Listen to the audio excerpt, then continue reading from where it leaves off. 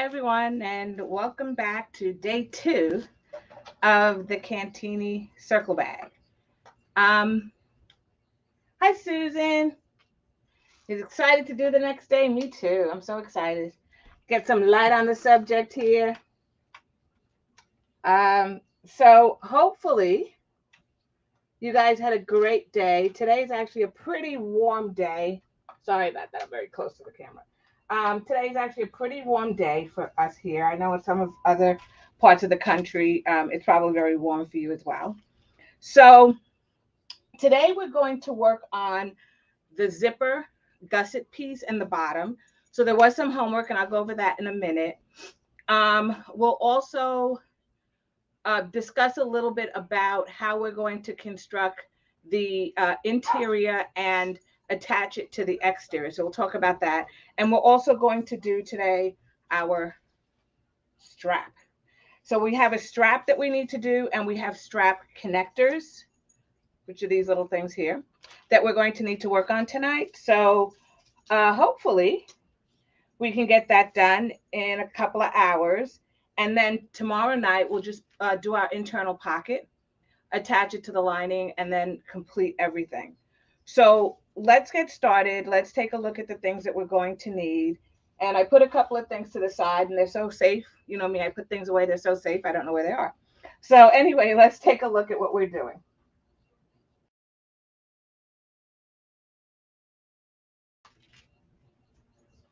Okay. So you should have cut out the waterproof canvas, and we didn't do that yesterday. Um, I'm just reviewing a little bit with you. The two pieces, so here goes one half for the zipper. There's another half. So what I had you do was I had you cut two pieces exactly the same, which is what I did here when we did the front. Then I had you cut one of them in half. So I'm going to do that right now just to review with you a little bit. And we're going to cut this in half. And then what'll happen is for the other piece, we're going to leave it as is. So I'm just going to cut one in half. And this is just a review from yesterday when we had the gusset pieces. So I left one of the waterproof canvases uncut. And I'm just going to cut that in half. Okay. So once we do that, this piece should actually, one of these pieces should actually match one of our zipper pieces here.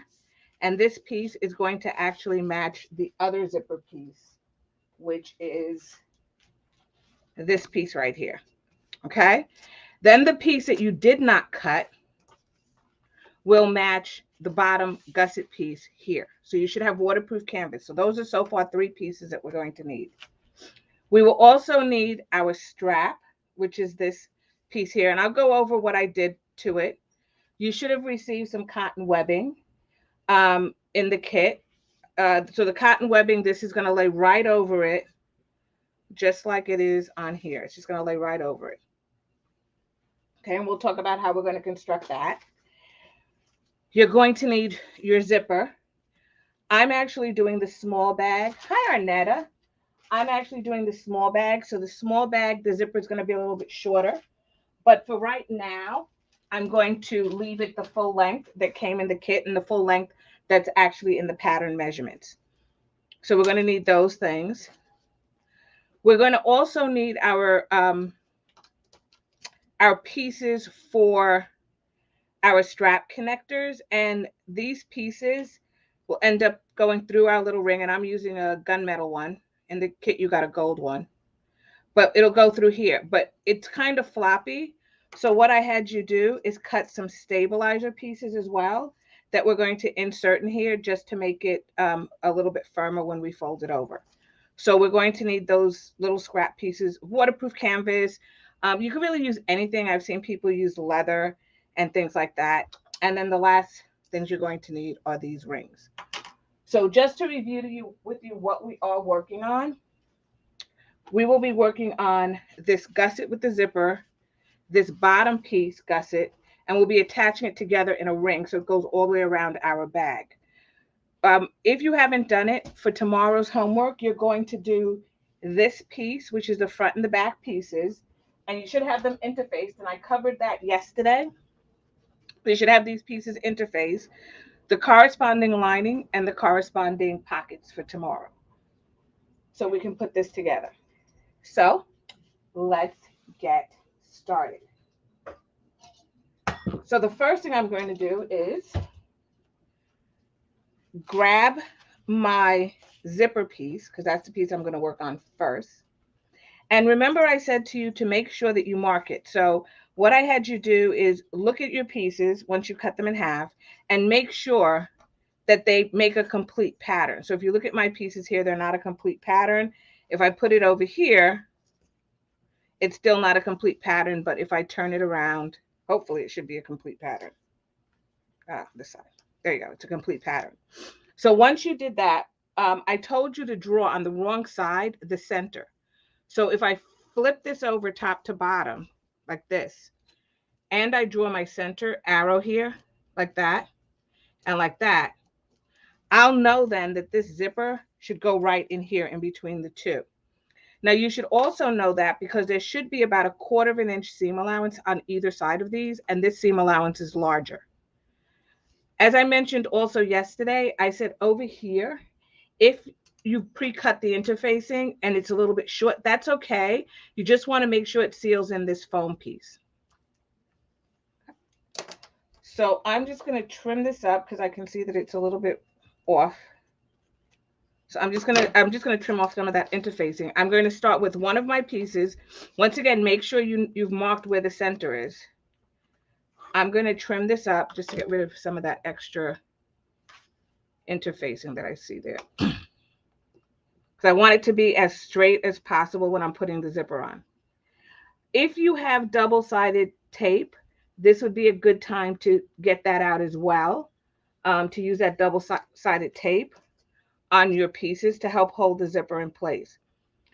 Also, what I recommend is that you iron a little bit and iron a little bit on your zipper to get it as straight as possible. So I'm not sure if you can see my zipper here, but it's a little bit wavy. So just ironing it a little bit will definitely help to get rid of that wavy. So between the double-sided tape and a little bit of ironing, I'm not going to iron mine because I do use double-sided tape and it helps to remove the wavy pieces of it. So I won't be doing that, but either will help that. So let's grab some double-sided tape. And I did a little bit of cleaning up this weekend, so hopefully I know where I put my double-sided tape.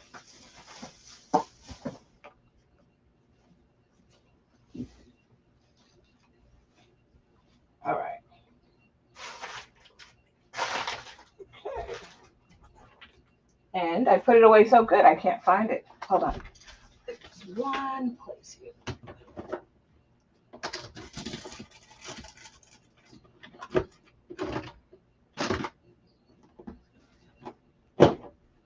I did such a good job of it. So I'm going to use some of this paper tape because I did such a good job of cleaning. I didn't know what I did with my double-sided tape.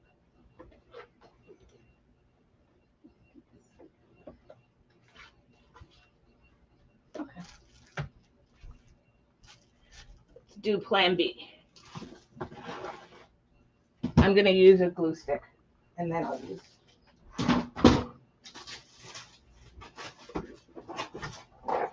I'll use a glue stick and then I'll use clips. No clue why I put that double-sided tape. Okay. So make sure that you know this side should be on the zipper. So it's going to end up being like this, and I'm going to flip it over this way. Given that the zipper is longer, I don't necessarily need to mark the center, but I'm going to show you how to do it. You would take both ends of the zipper, fold them in half, just like this. On the wrong side over here where the center is, you would place a little mark that you can see. So I don't know if you can see mine, but there's a mark right there. And then I fold it in half again. Hi, Big Mac. And then I fold it in half again and I mark it here. So then I have 2 lines for my center. I can do the same thing with this, right? So I could fold it in half like this. You're not going to do this on the right side, right? You're going to do it on the wrong side, and you can mark the center like this, right? And then what you would do is you just line up those center lines with the center lines on your zipper. Sometimes I do cut a little bit of a notch. So I'll cut the notch to find the center mark. So what you need to do is with your zipper, and in this case, it doesn't matter because both of these ends are going to be considered the tail of the zipper. So both are going to be considered the end because we don't really have an end, and these ends are going to be sealed in. So I'm going to look for this mark. All right, so that mark is facing my zipper. I'm going to take my zipper right side up. This is right side up, and I'm going to flip it over like this, just like that.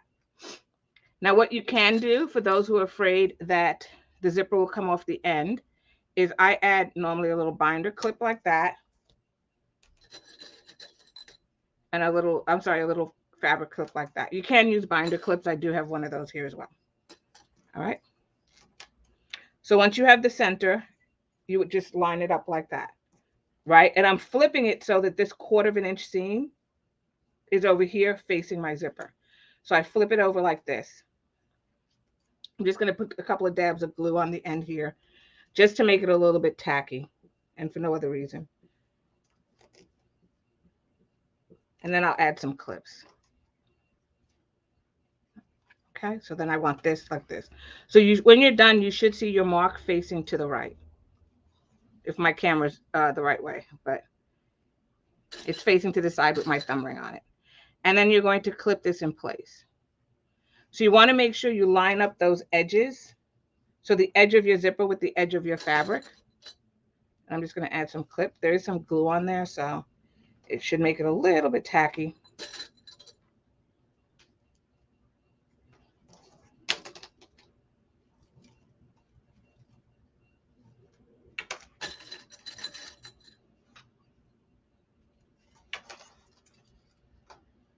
And if your zipper pulls get in the way, you can pull them out of the way. So I'm just going to pull one down and out of the way. You can, the zipper is long enough. If you want on the ends of the zipper as well, you could actually take it to your sewing machine and sew or zigzag stitch about 1/4 inch. I'm sorry, about 1/8 inch, just to make sure it doesn't fly off the end. So I've done that as well, where I've zigzagged or straight stitched. It doesn't have to be a zigzag. You could do a straight stitch to hold it in place.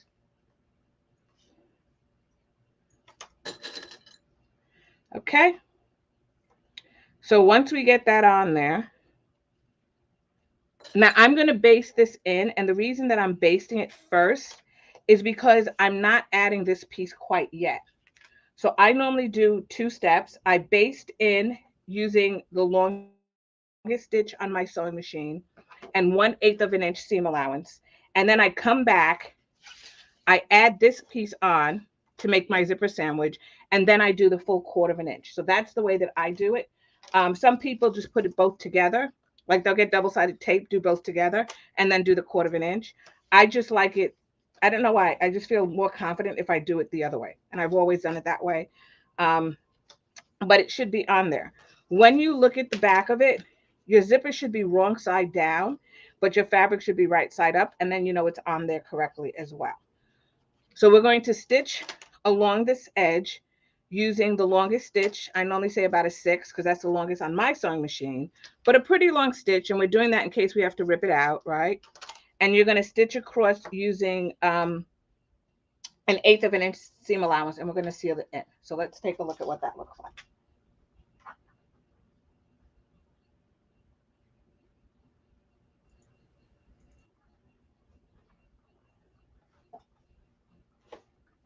Okay, so if you remember, I said that on my sewing machine, my 1/8 inch is actually the inside edge right here of my standard zipper foot.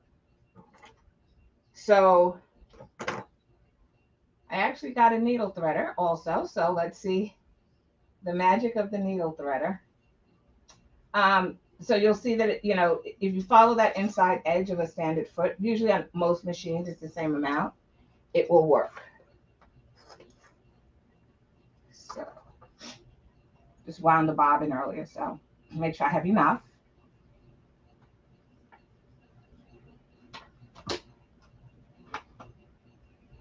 And I hadn't had a needle threader in so long, it was kind of fiddly to figure out how it worked, but it works beautifully. I completely forgot how it worked. I was like, okay, what do I do now? And I cleaned my sewing machine this weekend. So I took everything apart and I cleaned it. Which is always a good habit to get in, right? You sew a couple of things, you make sure you clean it. Okay. So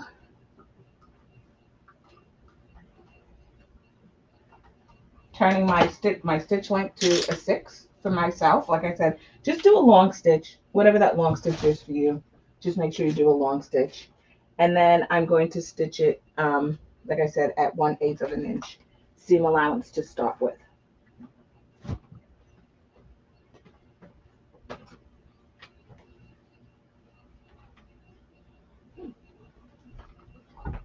I can't sew anything if I don't find my...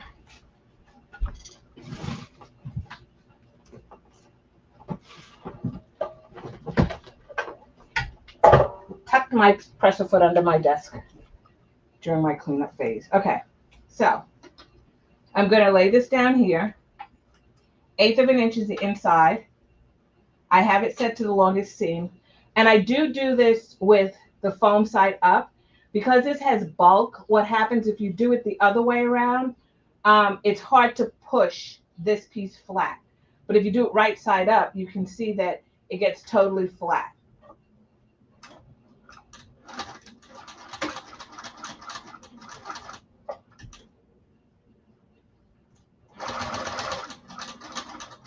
Hopefully the sound is pretty good because I have everything set to a certain mic. Or actually the same mic, so hopefully everything is good.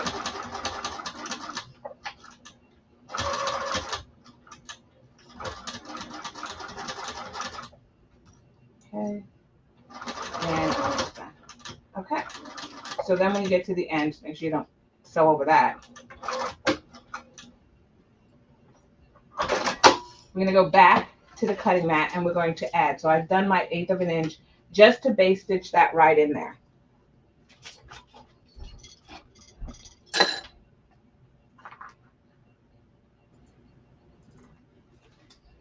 So the next thing I'm going to do, and you can see it's base stitched in there. The next thing I'm going to do is I need to add my waterproof canvas. So I'm going to turn this right side up, meaning the fabric is right side up, but my zippers is face down, right? It's wrong side up. I'm going to take my waterproof canvas. Once again, you could run a piece of double-sided tape across here. I'm just going to clip it in place. You're going to align these ends down here, the short ends. You're going to clip it in place or use your double-sided tape. This is actually a pretty good exercise because I can show you how it doesn't, you don't really need double-sided tape if you don't have it. Normally in the videos I use it and people think, oh, I have to have that. No, you don't have to have it. Just make sure you clip very well. And clips I find are very especially good for when you're using waterproof canvas because it is hard to stick a pin through it. You know, you actually have to push to get a pin through it. So I'm going to do this. Make sure that these ends align on this side. So it should be the same length. And I'm going to clip it in place. I am looking at it from the top. However, I'm turning my clips upside down because when I sew it, it's going to be sewn like this. So for me, it's just easier to clip it, you know, this way. But whatever way is easier for you to attach it temporarily is totally fine. Good evening, Nancy. How you doing? So I'm going to do it like that. So when I flip it over, and once again, you're going to sew from this side because it lies flatter from this side. If I do it this way, it's raised. And what I'm doing is I'm trying to push this down towards the sewing machine. So I'm sewing it from this side. And now I'm going to use my 1/4 of an inch seam allowance. Okay. And I'm just double checking. Everything looks good. And I'm going to go to the sewing machine.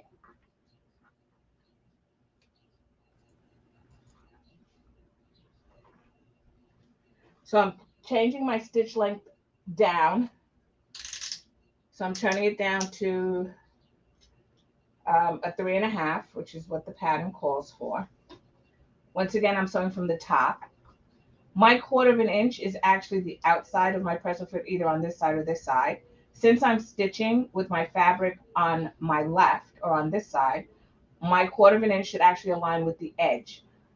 Being that I had you adhere the foam and the interfacing in a 1/4 inch, this side, or the left-hand side in my case, should sit right against that foam. So it actually serves kind of like a bumper. So change your stitch length down a 1/4 inch, and we're going to sew. We're going to back stitch at the beginning of the end. When you get to your zipper stops, so my zipper pull, I'm sorry, is right here. I can move it either forward or backwards. So I'm going to make sure your needle's down. If you lift your presser foot, you can then move your zipper pull out of the way, lower your presser foot, and then just continue sewing.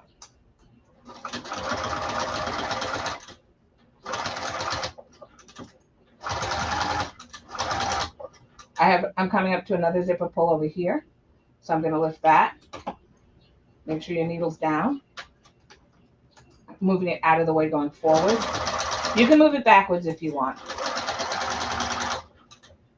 And then I'm going to continue. But you should be able to see that the presser foot itself is sitting right against that foam.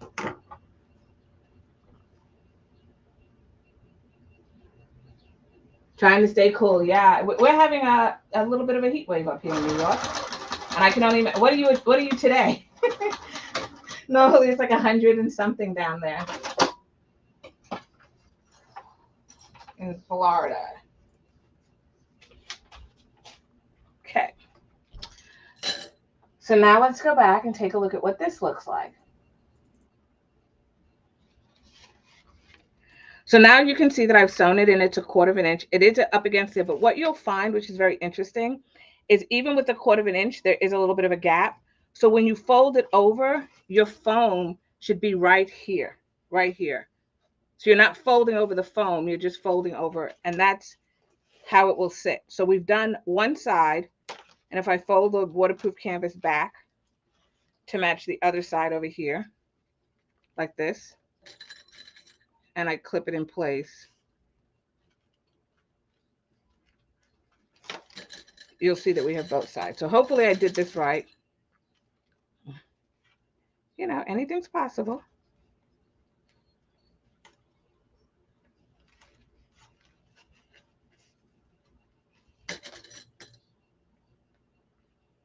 And I'm just clipping it to show you. That's how it's going to look when we're done. We'll top stitch them both at the end, but that's how it's going to look. All right, so that's how your pieces should look when you're done. So we're going to be repeating the same for this side. Now you want to make sure when you lay this piece on, so when I lay this piece on here, I want to make sure that it's totally centered, right? So if you had center marks, it's totally centered. And you also want to make sure that the edges align.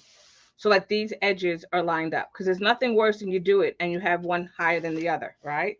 So you want to make sure when you're doing it that they totally align at the top and the bottom. So normally what I would do is I clip it in the middle. I'm just cutting. I have a little bit of interface in here. I'm normally what would happen is you would start at the center, and I can see this is my arrow. Remember I said your arrow piece should be pointing in, right? So you get a complete picture. So if your arrow piece is pointing in, you're then going to flip it this way. To make sure that I align the top and the bottom. Oh, 99. Okay. Is that 99 degrees? And then there's like a, and then there's a, what is it? Humidity factor, which makes it, hotter than it really is. So I'm just going to clip this in place. Once again, double-sided tape if you have it. So I'm really just doing the same thing. Make sure the bottoms align.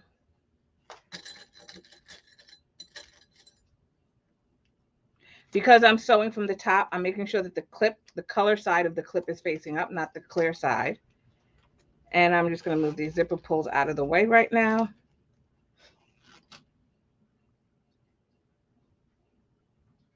Oh, that's the feel like temperature. Okay.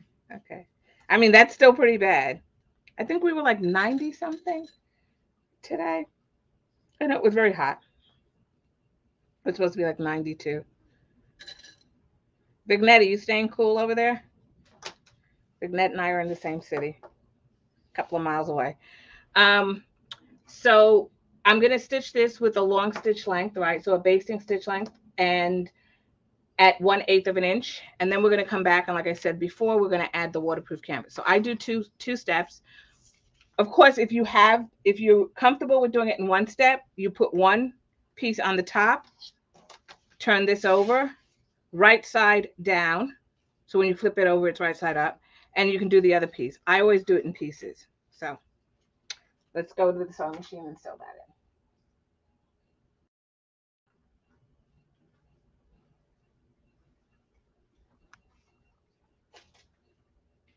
in. Okay. 1/8 of an inch, longest stitch length on the sewing machine. Or a long one, you know, whatever you want to use as a basting stitch.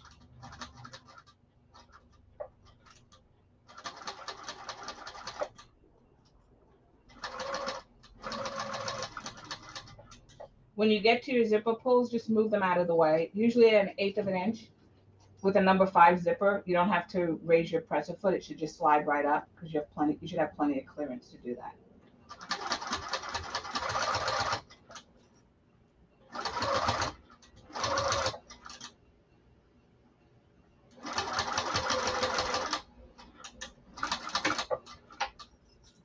Okay, we're going to add the waterproof canvas now to the other side.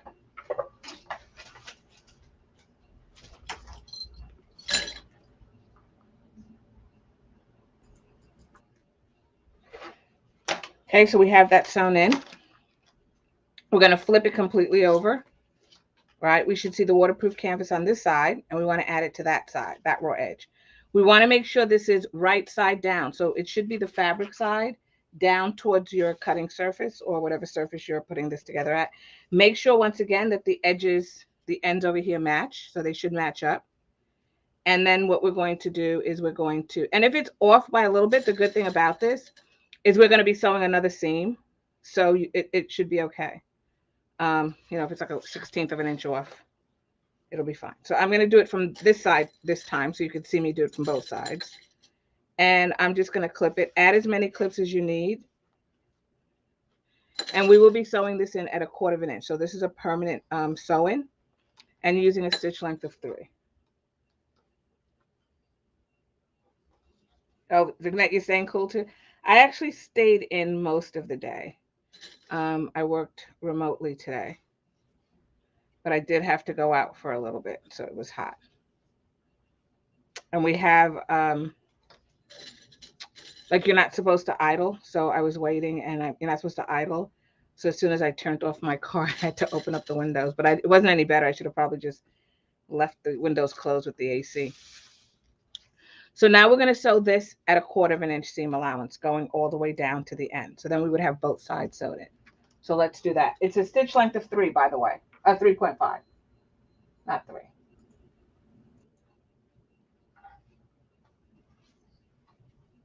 Okay. Once again, 1/4 of an inch of mine is on the edge of my presser foot. When you do this, it should bump up against that little ridge for the foam, which is kind of nice, a little bumper. And I'm just going to back stitch and go forward.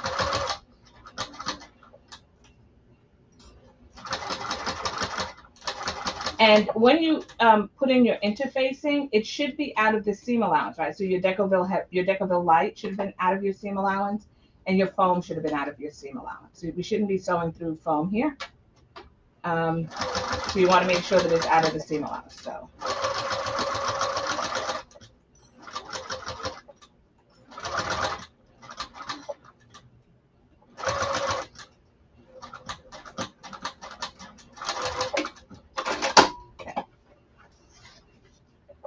now that part is done. And the next part we're going to do is we're going to top stitch a little bit here. So let's talk about how we're going to get that done.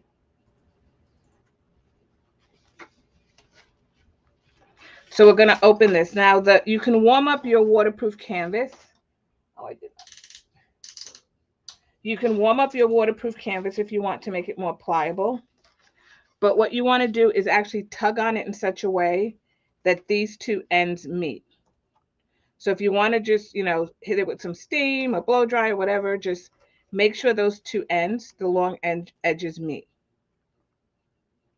Because what I want to make sure is when I top stitch it, I'm actually getting this as taut as possible so that it looks pretty good on the back side. If you mess up, and I may do it while I'm doing this video, if you mess up, don't worry about it. Nobody's in there gawking at your top stitching. But take your time. And like I said, I pull this over just to make sure that they meet. Just like that.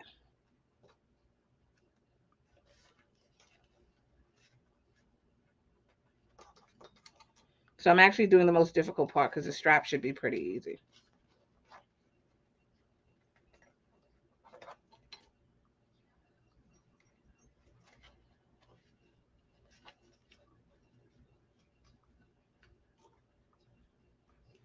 Okay, so I have those in there.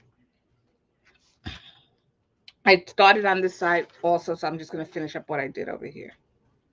So I'm just matching them up. If you need to, you can also add a clip here on the side if you want to make sure that the sides match up as well. So do whatever you need to do to get everything nice and neat and tidy.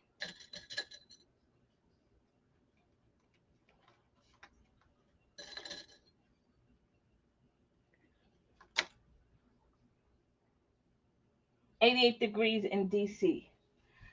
Susan."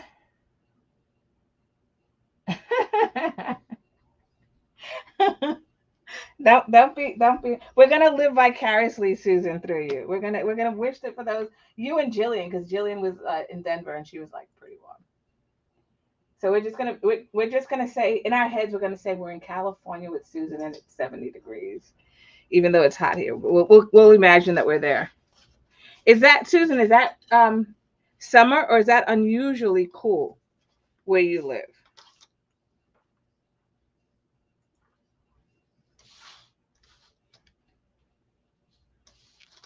I'm just going to cut some of these threads. A little bit of thread over here. Okay. So now when I have that, you can take this over to your ironing board and you can iron on the right side of this if you want to try to get it even flatter. But it should be pretty good.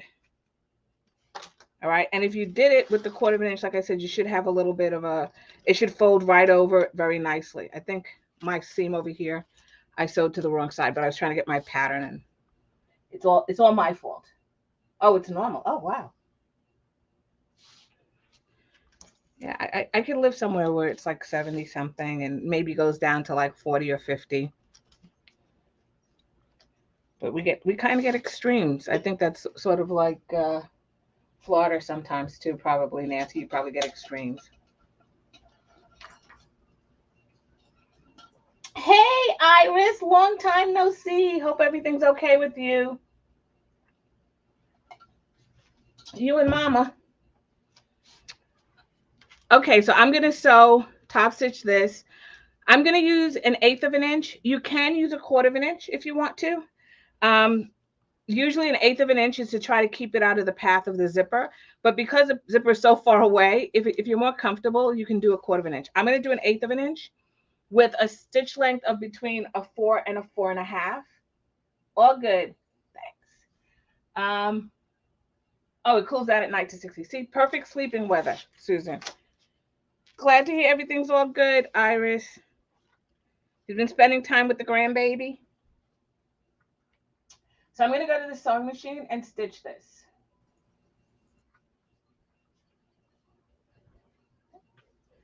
So I'm going to stitch, once again, top stitch at an 1/8 of an inch. Doesn't really matter from which side you start. I'll start over here. It doesn't really matter. Inside of my presser foot here is an 1/8 of an inch.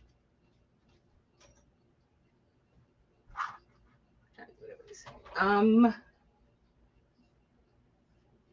you're living with them. That must be really nice and helpful for your daughter. No, it's always good to have another set of hands. I'm gonna change my stitch length to between a 4 and a 4.5. I may switch it up this time. I'm gonna do a 4.5. I normally do a 4, but I'll do a 4.5. And then I'm going to sew down. But what I'm going to do is I'm going to sew down. When I get to the other side, I'm going to pivot and actually top stitch all the way around at 1/8 of an inch. And that's so that on this side, I lock these two pieces together. And that's going to be critical because when we add the other pieces, like the front and the back, we don't want extra pieces of fabric floating around and then we don't catch it. So I'm going to sew. Take your time if this is your first time doing top stitching. Once again, if you think that your zipper pulls are in the way, move them out of the way.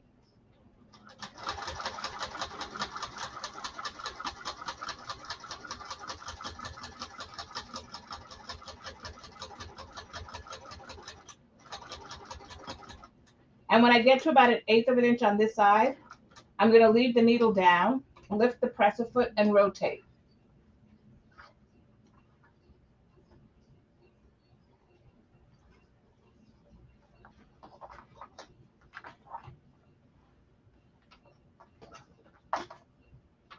And then I'm going to do the 1/8 of an inch up to the top stitch the same way. So I'm going to go up here. When I get to about 1/8 of an inch, I'm going to stop, lift the presser foot, rotate again. A little bit too close.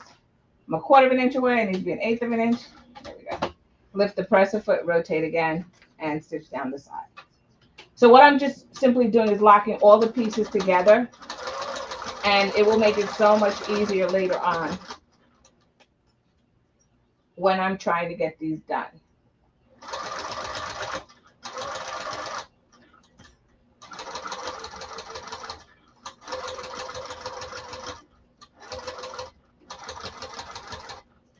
When you get to the other short end, same thing, 1/8 of an inch away, lift your presser foot, rotate 90 degrees, drop your presser foot, and come down to this end.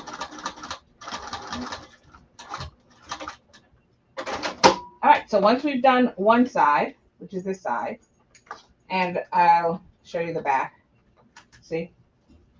And I'll show you again when I get to the cutting mat. We're going to do this opposite side as well. So we'll do this side as well.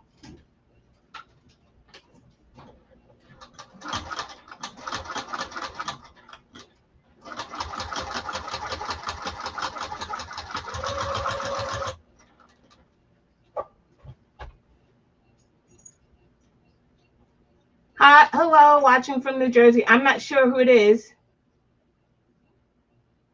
I'm so glad you made it. It just says Facebook user, so I don't know. And I think I have 2 people out in Jersey.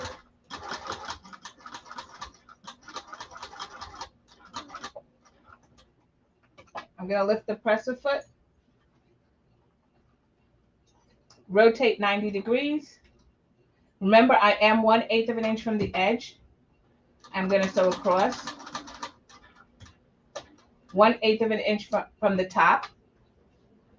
Pivot again, so lift your presser foot. Always make sure that needle's in the down position. And then what I'm going to do is I'm just going to stitch this across that long edge.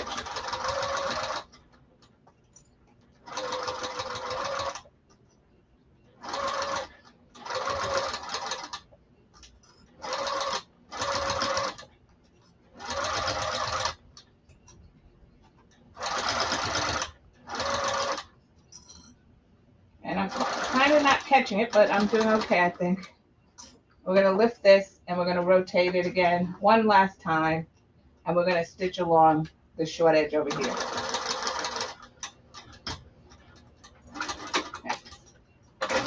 And then we're done. So now what I'm going to do is I'm going to go back to my cutting mat and I'll show you what I did.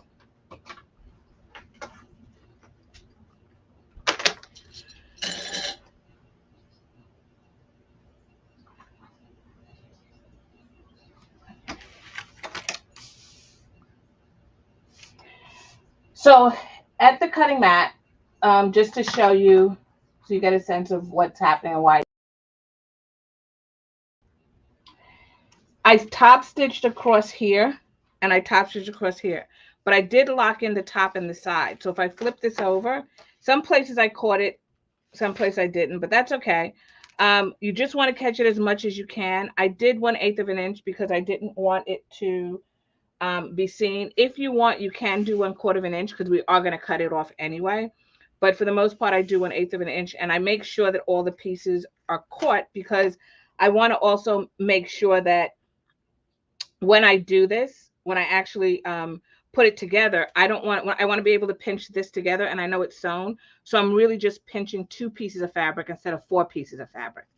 There have been times I've done it without basting or without top stitching in this way. And I put the bag together, and when I turn it right side out, piece of the fabric either got bent in or I missed it. So that's why I do it this way.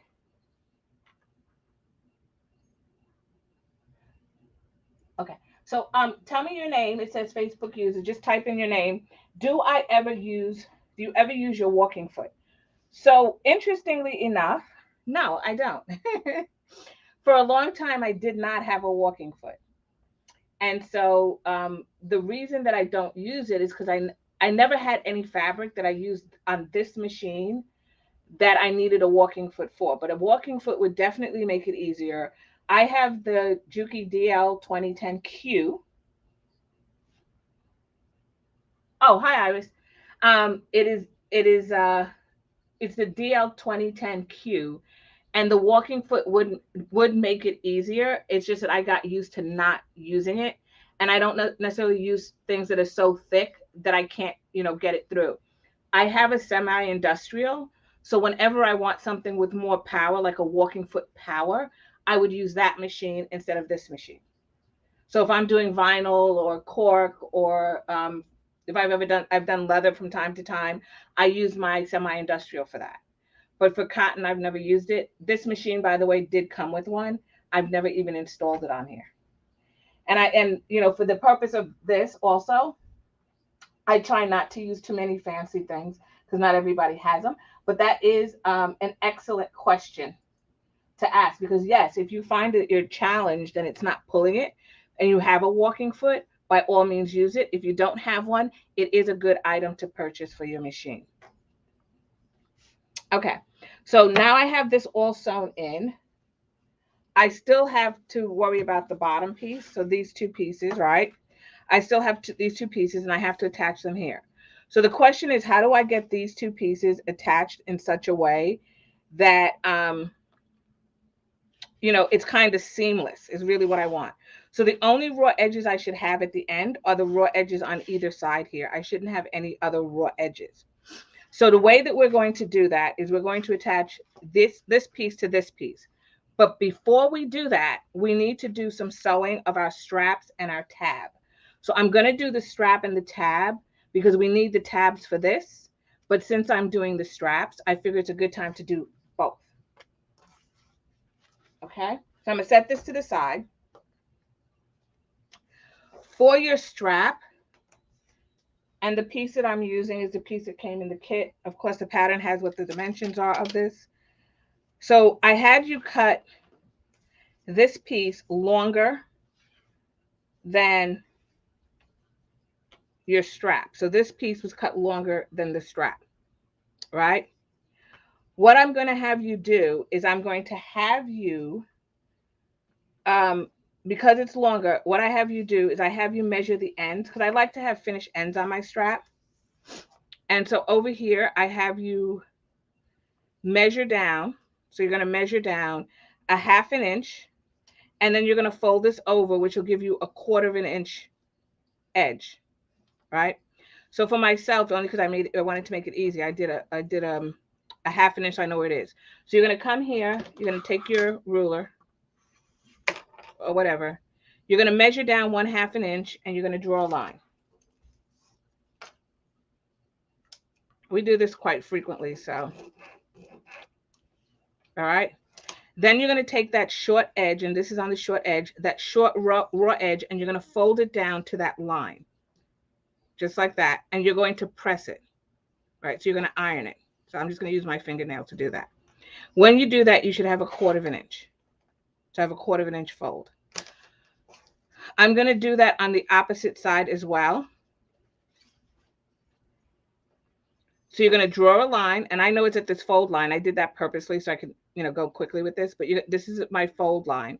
I'm going to fold it down to that fold line. It would be a 1/4 of an inch, and you're going to press it. So go take it to your iron and press it. I'm just going to finger press it. So I have a 1/4 of an inch. Then what you're going to do is I only need to fold this piece in half. I'm not going to do a double fold. I'm going to do a single fold where I have both long ends to the middle.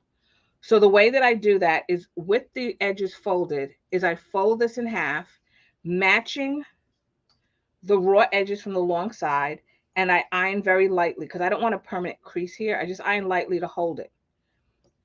I do that the entire length. Then I open this up just like this.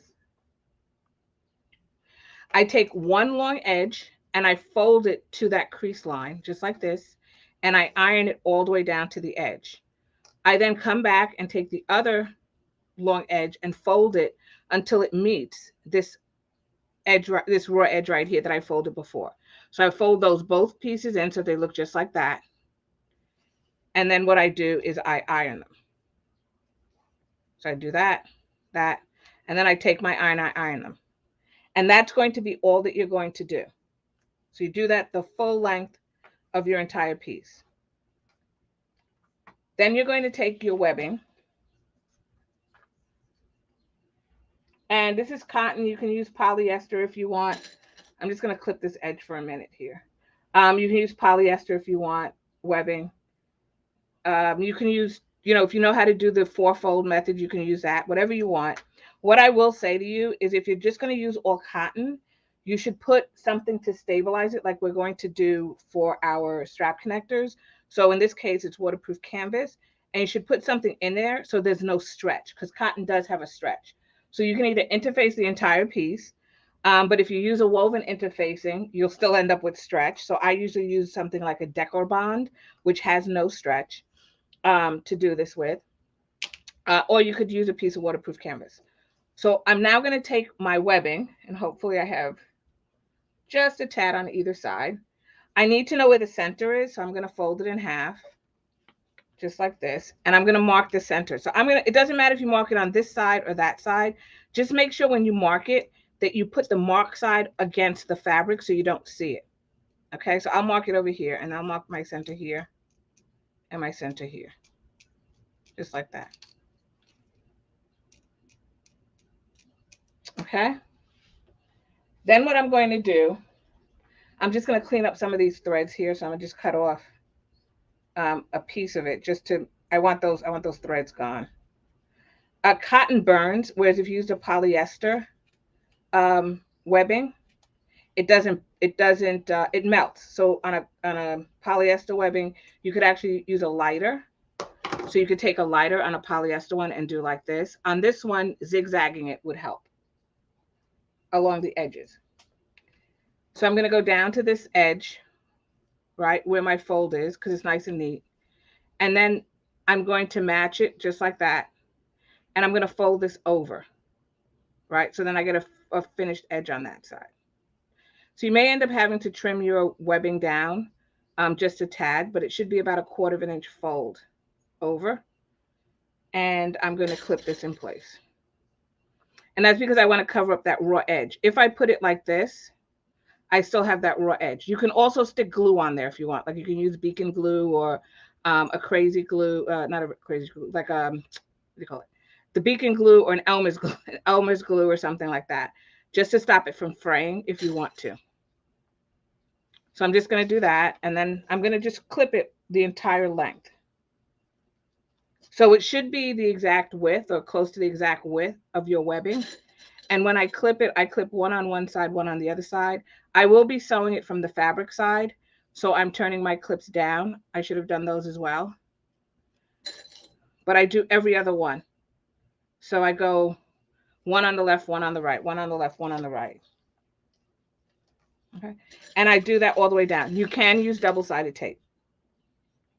That's probably a lot more helpful than, um, but it's totally fine. You can use clips. So I'm going to do one side, then I'll come back and I'll clip the other side. Okay.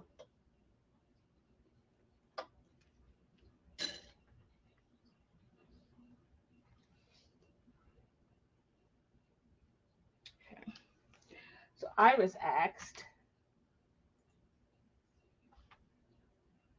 so it is, what semi-industrial machine do you use? So I have an 1181N. So there are three models that people have, and I'm trying to remember the one below mine, which I consider below, but it's not really below mine. So um, there are three models, or most common models, of Juki that people have in the sewing community. I have the one that's in the middle, which is the 1181N, and the other one, they're all straight sewing machines, so there's no fancy sewing machines on there, fancy stitches on there at all. And the reason that I bought the 1181N is it's not considered a compound walking it doesn't have a compound walking foot. So there is, what happens is the feed dogs actually help to pull the material. So it does that, it pulls. So the way that it works is it pulls it, and it's a lot stronger than a regular straight stitch machine. But there's something known as a compound one, which is, I think, it's called a 1541. And that one, it actually pulls from the top and the bottom. So what happens is, not only does the feed dog pull, but the actual top part also pulls. So it pulls your material like this. And that one's more powerful. Of course, it's more expensive, but it works top and bottom. That's considered a compound walking foot. Mine only pulls from the bottom. So it's the 1181, but it's a little bit more powerful than the other one that I can't think of the number. All these strange numbers. So that's the one that I have. It's a mid-range one. Clover bind tool. Clover binding tool for, I'm missing something.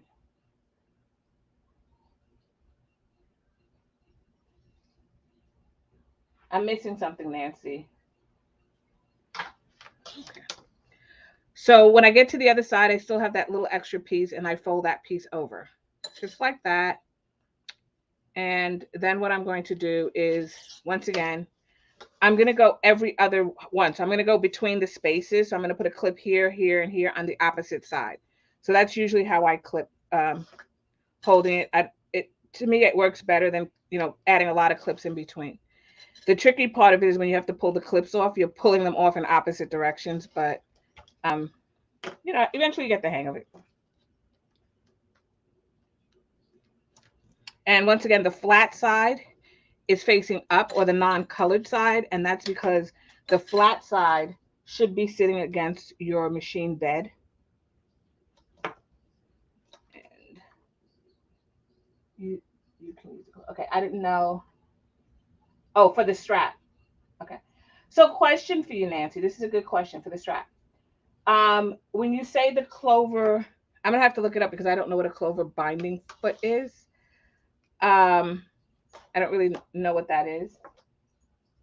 So if you know, post it in the group, because I'd like to see what it looks like. Clover binding tool. Yeah, I've never.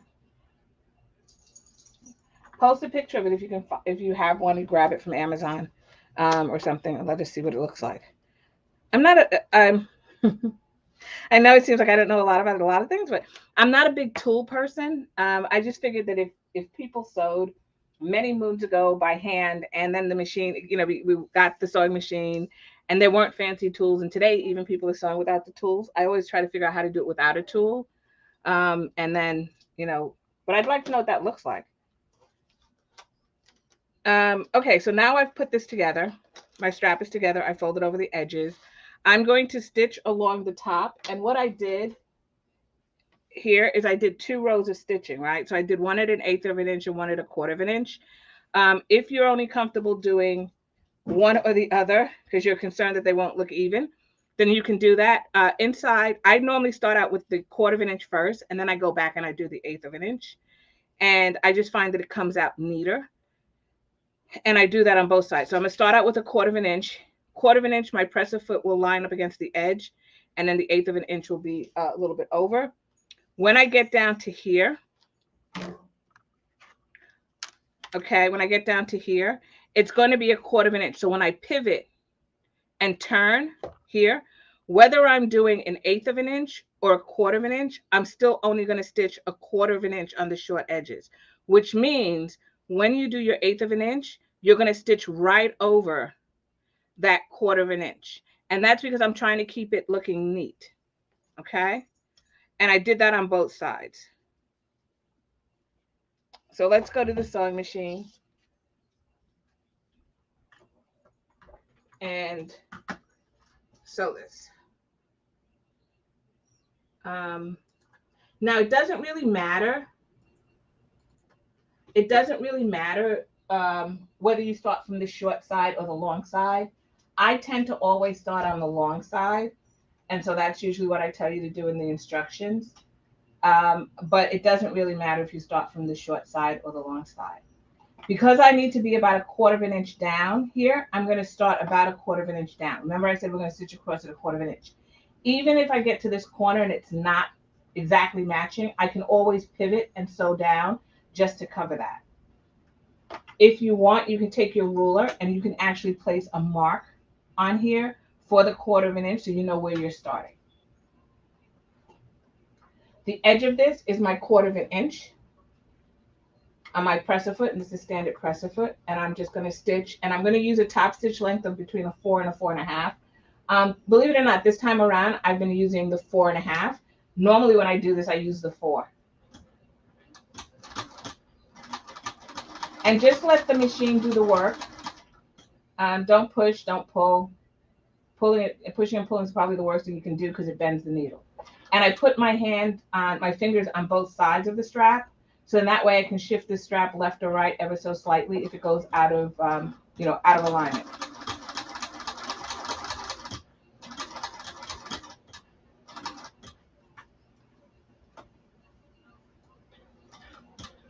And what you're going to notice also is that I'm pulling the clips from this side. When I turn it around, I'm still going to be pulling the clips from the right. Because when you turn it around, these clips end up over here on the right-hand side. So.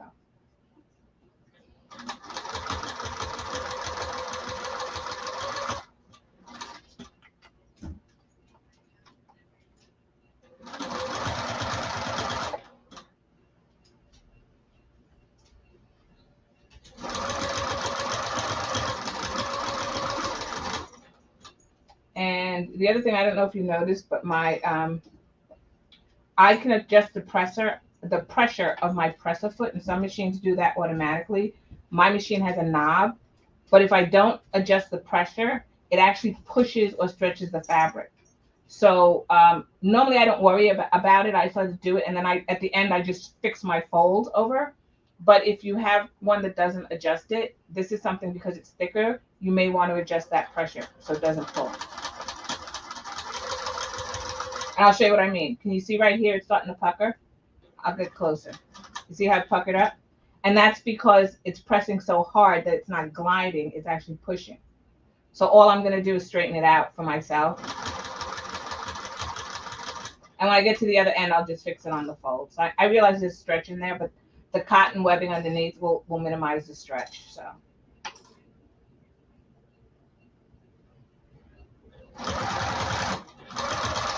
So this is what I'm saying. When I get down here, it would have pushed it. I just lift this up, readjust this so it's a bigger fold over here. You're not going to see how big the fold is once you're done.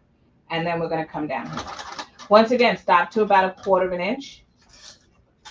You're going to leave the needle in the down position.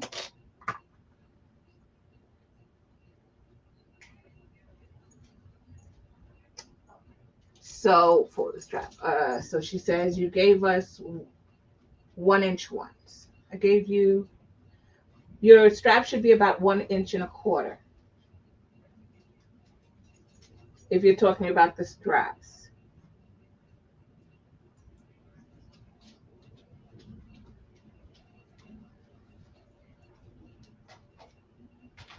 Oh, okay. Oh, was that okay? Yeah, okay. I know exactly what she's talking about. For some reason, I thought you were. Okay, I'll show you what she's talking about in a minute. I thought she was talking about. Thank you, Nancy. I thought she was talking about a foot, a binding foot, because I just bought a binding foot, and that's what I thought she was talking about. Okay, I'll show you what Nancy's talking about. Yes, I'll show you what it looks like in a minute. So when you get to the quarter of an inch, within a quarter of an inch of the top at the top, you're going to leave the needle in the down position. You're going to pivot, and I'm about a quarter of an inch, and I'm going to go across till I'm about a quarter of an inch from the end. But what's nice is you'll know where a quarter of an inch is because when you lift and pivot, your presser foot should be along that edge, and you know that you're at a quarter of an inch. The other thing is with the needle, you want to make sure, if you look at my needle, you want to make sure you rotate your wheel so that the needle is coming back in the up position.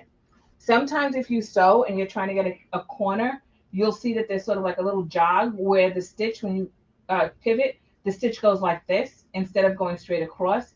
And that's because the needle hasn't completely grabbed the bobbin thread. And so that's why you get that little angular piece. So at the corner, you just rotate your wheel until you see the needle ever so slightly go in the up position. Then you know that you should get a nice neat corner. All right, so now I'm going to go back down the other side.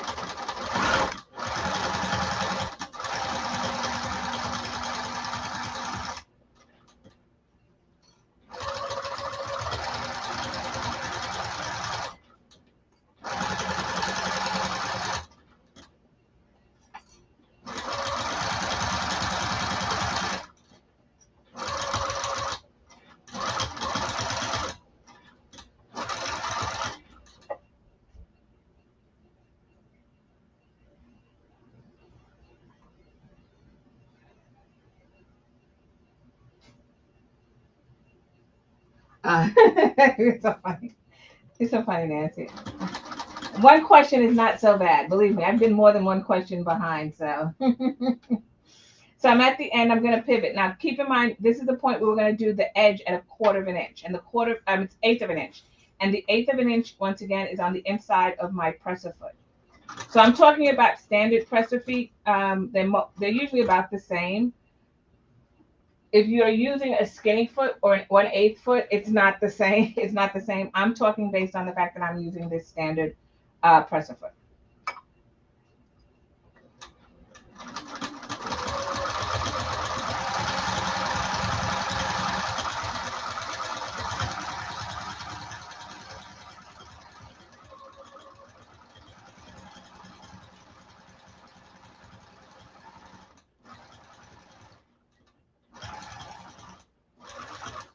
So remember I said you're going to go back over this piece right here, this quarter of an inch. So when you get up there, make sure you stop and you go 1/4 of an inch and you're going to sew over that. If you have to, like in my case, I may have to go turn my stitch length down a little bit just to make sure I get there and then turn it back up.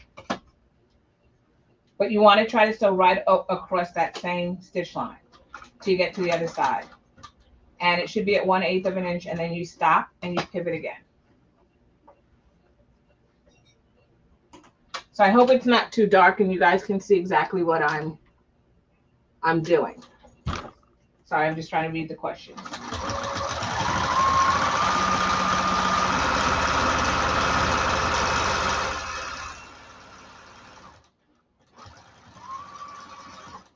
So if you notice, I keep my hand here. I don't really move it.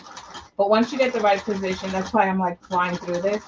I can see. And also when you're looking at your needle, don't look at the needle itself going up and forth. Look right here, almost like where the bend is. Look right here at your fabric going through. If you look here, you'll get kind of dizzy. But look a little bit before it and you'll be able to see. So when I get to this other side, I have this 1/4 of an inch and it's hard to see, but I want to be right there as well. Lift and pivot, and I'm going to sew across that. And when I get back to the 1/8, I'm just going to back tack right here and I'm going to cut my thread. So I have 2 rows of stitching, one at the top. I'll go back to the cutting mat because it's probably easier to see, and one at the bottom.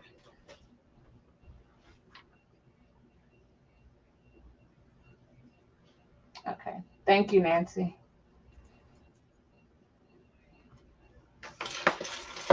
All right, so let's take a look at what we did. And also, let me see if I can find that binding foot that Nancy was talking about.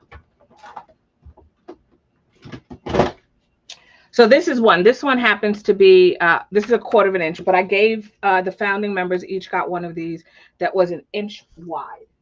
And that's the binding foot that she's talking about to create that fold. But that's what it is. And they do come in different sizes. This one happens to be a 1/4 inch. And I think we used this. I'm trying to remember which bag we used it, but we did use this, I think, in, if it wasn't the last bag, then it was the one before that. All right. So now here goes my 2 rows of stitches. Like I said, I started a 1/4. For me, the reason I started a 1/4 is because I feel like it locks it in without pushing it. When I do 1/8 and then a 1/4, what I'm finding for myself, and this is something you have to test for yourself, what I find is when I do 1/8 and I go here, it tends to warp the material for me. But if I started a 1/4, this is fixed and tight, and then I only have this little piece to worry about, and it lies a lot flatter.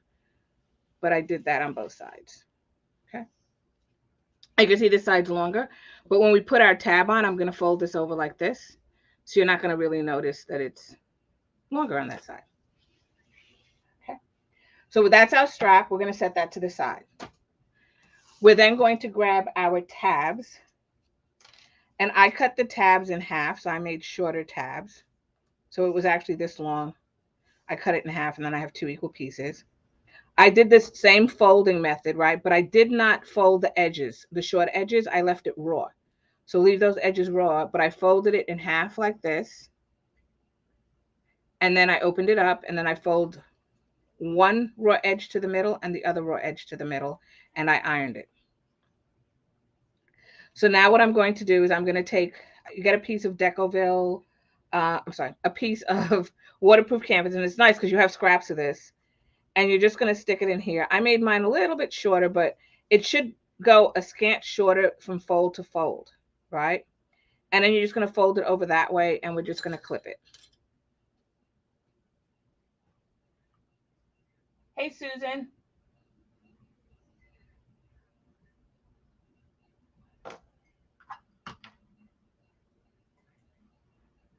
And it says, are these the connectors? Yes. So these are the pieces, these little pieces are the pieces that are going to get folded over your ring like this. And then once those get folded over, I'll show you. And when we're done with our bag, we're then going to come back and we're going to take our strap and we're going to fold it over like this.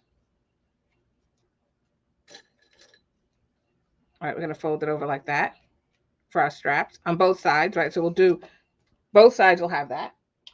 And then those pieces, I'll show you what this piece, the strap connector is going to get attached this way. Sorry. The strap connector is going to get attached this way in our bag.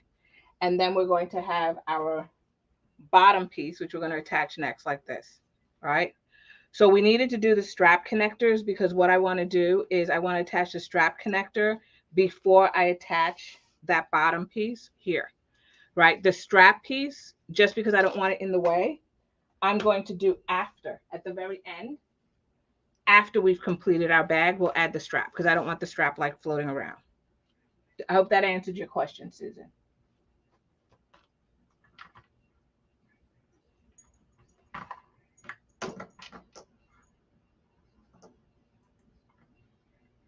Okay. So now I'm going to take these connectors.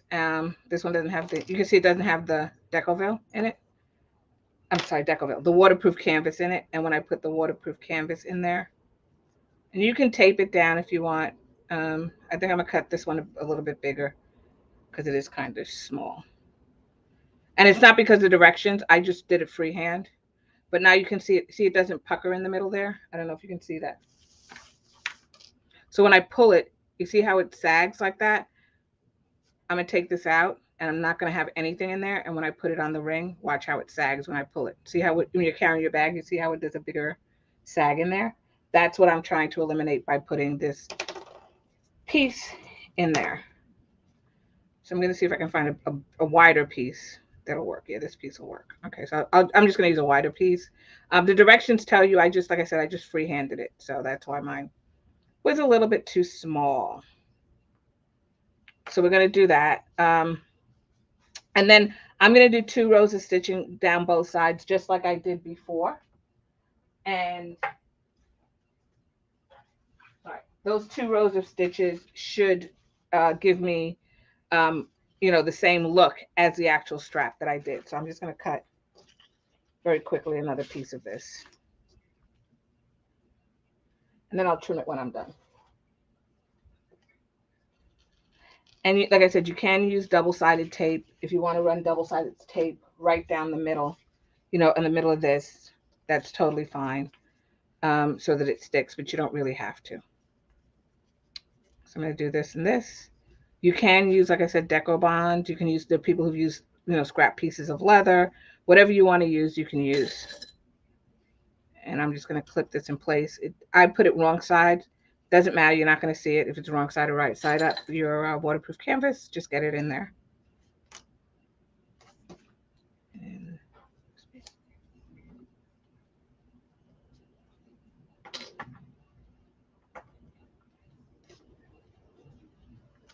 okay, so we're going to go to the sewing machine and we're going to sew this.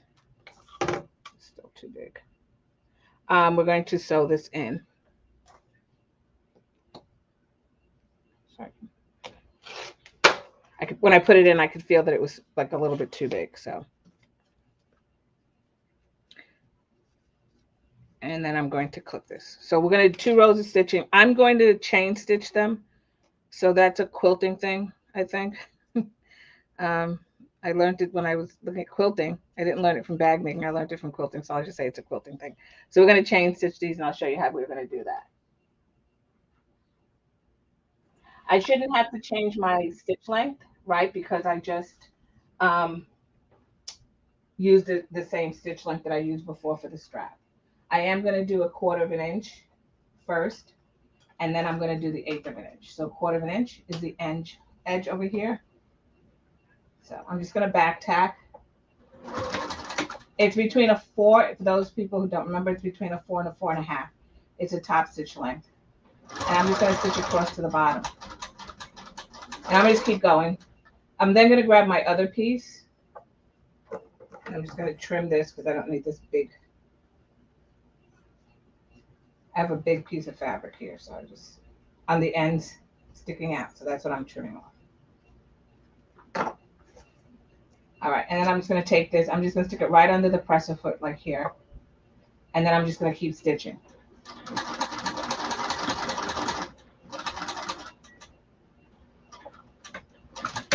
And then all I do is I grab this piece that's on the back. I flip it around and I do the other side at 1/4 inch.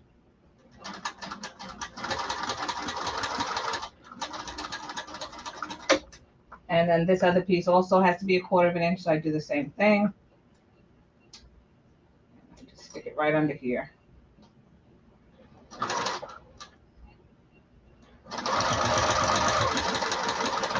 And once I've done that, my next move is to do the 1/8 inch seam. So once again, that's on the inside of the presser foot. So the inside of my presser foot is my 1/8. I'm sorry, I'm just trimming off that waterproof canvas piece to make it flush. And I'm just going to stick it right under there under the presser foot and do 1/8. And then I'm reaching around. I'm just cutting that connecting thread between the 2 pieces. I'm going to do 1/8 inch on this piece as well.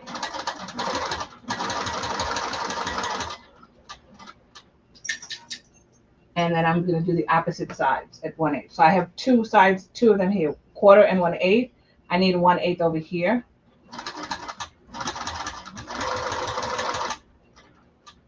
And then I do the same here. Oops.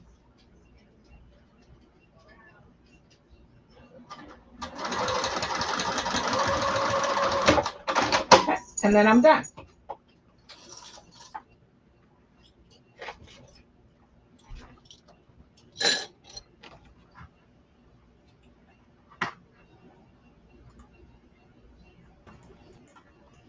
So what I'm going to do is I will be taking my tabs because I have my strap, and I need to take my ring and I need to pass the tab through the ring.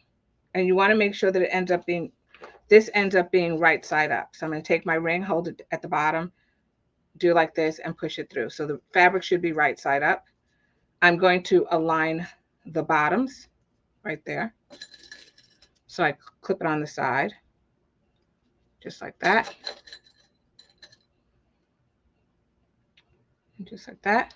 And then I do the same with this. All right, make sure it's right side up. You're not going to see that seam in the middle. That's why I don't have you do like a, you don't need the bulk. You just need, and you won't see it once you sew it in.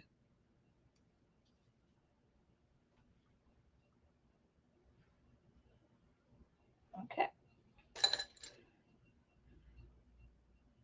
So then we have that, right?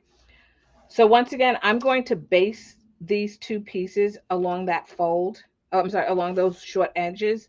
I'm going to go very quickly and base it at 1/8 of an inch. And that's just to keep it together. I won't take you with me, but you will hear the sewing machine going. But I'm going to do it very quickly, so I don't want to flip you back and forth. So it's 1/8 of an inch. You can still use the same stitch length that you used to make the top stitching. And we're just going to stitch it. I'm just going to stitch it down. And it's really just to get those clips out of the way. I don't want those clips in the way when I'm sewing.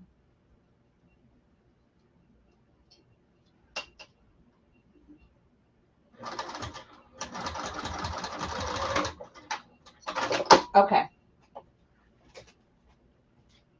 So I don't want these clips in the way when I'm sewing. I just want to have what I need.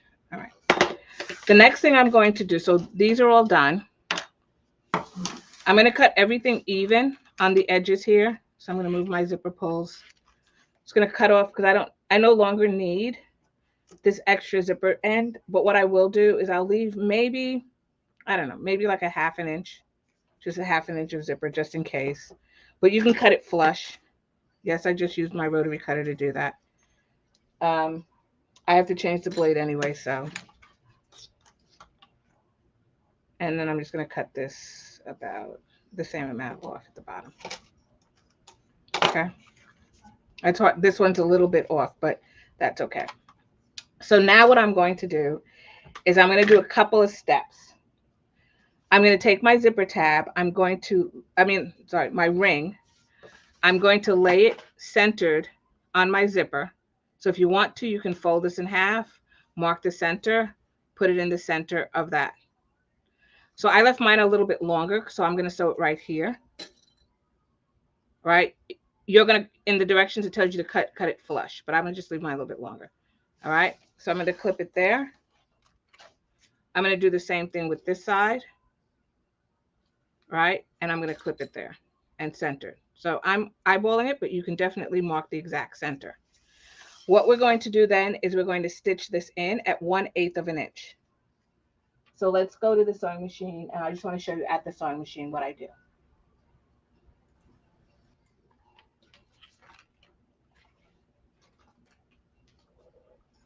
Okay.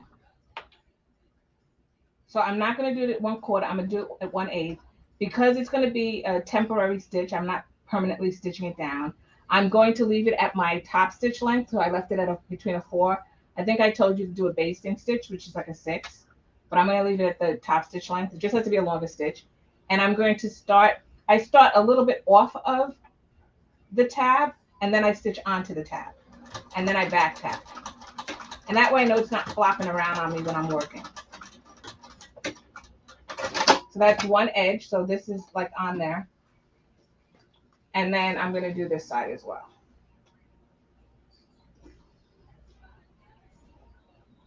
At 1/8 of an inch.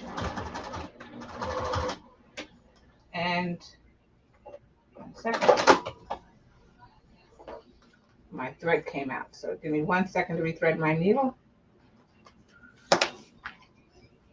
with my fancy little needle threader. And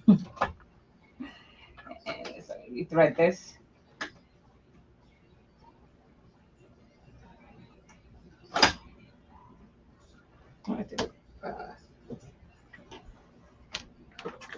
Second.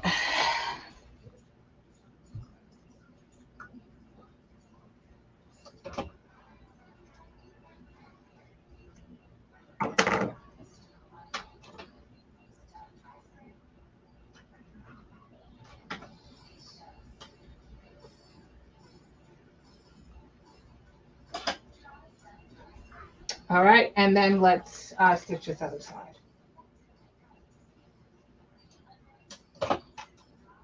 I always try to carry my thread to the back out of the way. You can hold it as well. Once again, I start a little bit off just to make sure I get the end there, and then I back tack.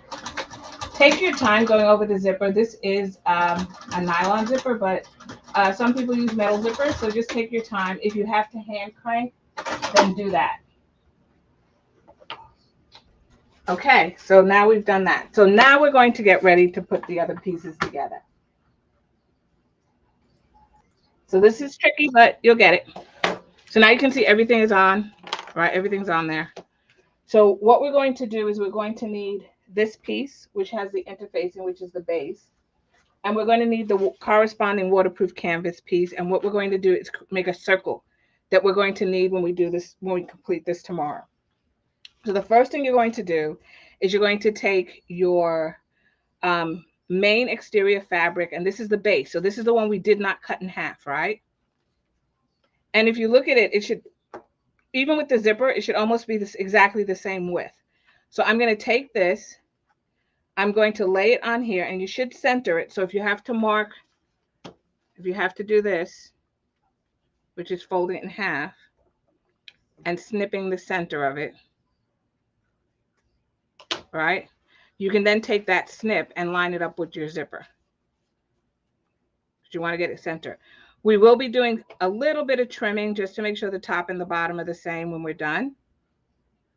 But we want to at least start. So we're going to do this, and we're going to line it up. And I'm lining it up with that center, and I'm lining it up with my edge. Now my edge on this side is a little bit longer, so I'm using this side, which is the correct length, and I'm lining it up. You can also see it's a little bit longer on this side, and that's because when I added the width of the zipper, it adds width to this piece here. That's why it's longer, or wider, I should say, right? Because this zipper has width. So I'm adding extra material right in the middle, which is what pushes it out. When we're done, we're going to trim it down on the sides so that it's exactly the same size when we started. So I'm lining this up where the teeth meet, and I'm going to clip this in place. So I'm just going to clip the top here. You don't have to clip the sides. You just need to clip the tops, just like that. I'm going to turn it over here, and I'm going to do the same thing. I'm looking at where the teeth meet, and on mine, I'm using I don't know if you notice, I'm using even a different zipper. I want to do something different, so I'm using zipper teeth, which is the same color as this. And where they meet, it actually is darker. So that's what I'm looking at. On your teeth, you should match it where the gold meets in the middle. Just like that, and it's in the center. So then what I'm going to do is I'm going to make sure to line up the edges here. We're going to stitch this at 1/8 of an inch because we still have to put on the waterproof canvas piece, right? So I'm going to do it 1/8 of an inch, which is a base stitching kind of, and a stitch length of 6. And then we'll come back on and we'll put the other piece, just like we did for the zipper. So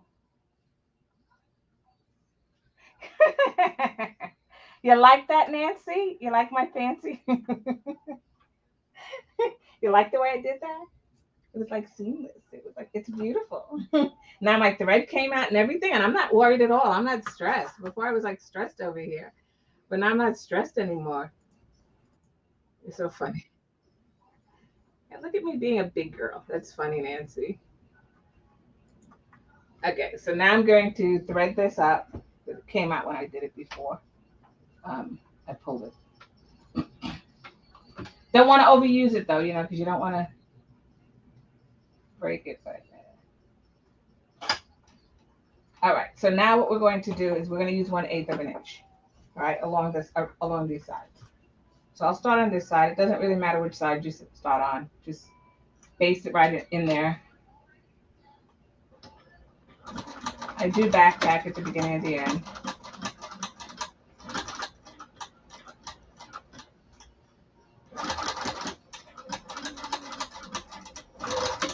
And then once I've done 1/2, I'm going to, I'm going to leave it like this. Okay. I'm going to take a step back. I'm only going to do one side because I want to show you something. And this is, I believe this is what the directions say. So I'm going to take a step back. I'm only doing one side, but I want to show you how we attach the other side. So hold on, let me get my mouse going.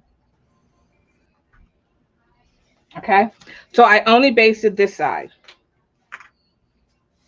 right? So that side's the side that's attached right here. I'm going to take my waterproof canvas because I want to show you what it looks like. I'm going to flip it over and I'm going to take the waterproof canvas piece.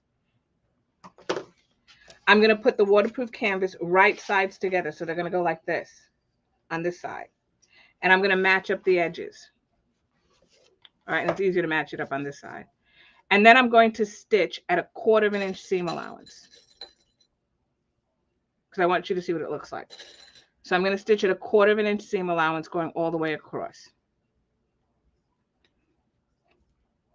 I'm going to go back to the sewing machine, stitch across here at 1/4 of an inch seam allowance. So for you, it'll be flush because you're probably going to cut it. If you follow the directions, you'll cut it that way.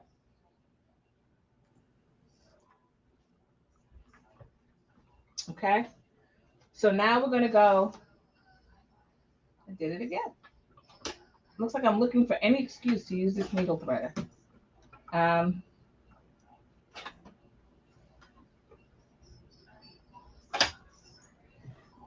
So I'm going to stitch 1/4 of an inch, which is the permanent stitch. And so I have to turn my stitch length down to, I think it was a 3. Stitch length of 3. The edge here against the edge of my presser foot is 1/4 of an inch. I'm going to back stitch. Take your time because you may hit some thickness here, but it should run right up against your foam, right? Because remember, we cut the foam shorter.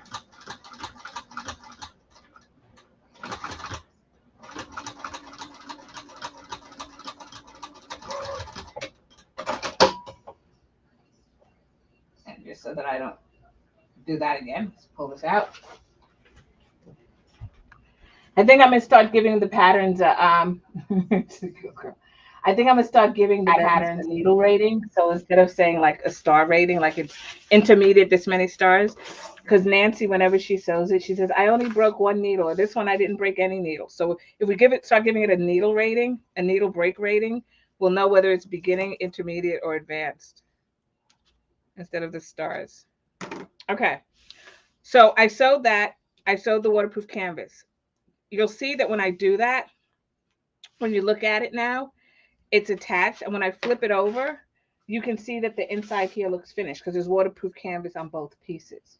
So that's what I wanted to show you. And it's easier to show it to you if it's flat than if I did it like the other way. So now you can see what we're trying to accomplish. So what'll happen then is I need to then if I take this and attach the waterproof canvas here, and then I close this up and make it flat so it closes it like this, and do the same thing on this side, it will become one continuous circle, right?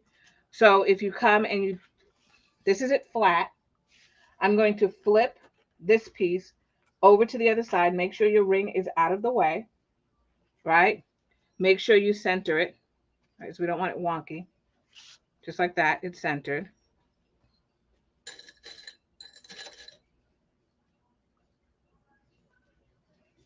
You can stitch this at 1/8 of an inch, just like I did before.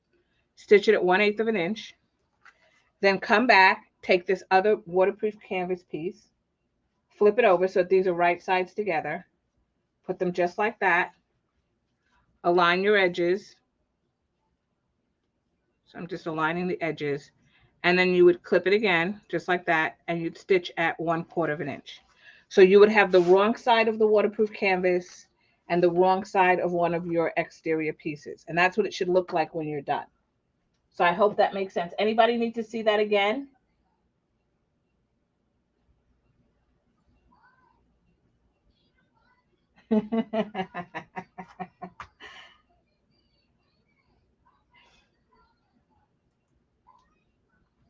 So Nancy, I thought that you would definitely come back and tell me that you broke at least 1 needle. I was thinking 2. So when you said you broke none, I was like, oh, wow.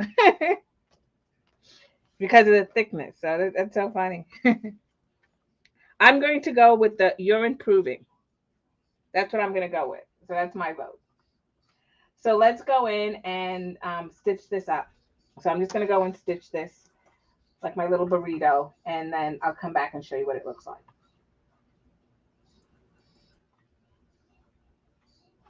Okay.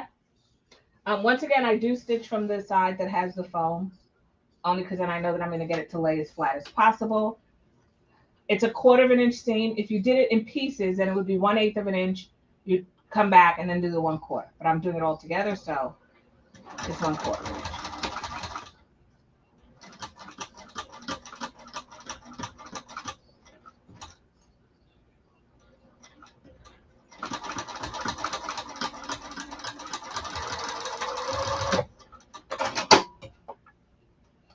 Okay, so now that's done. Let's take a look and see what it looks like.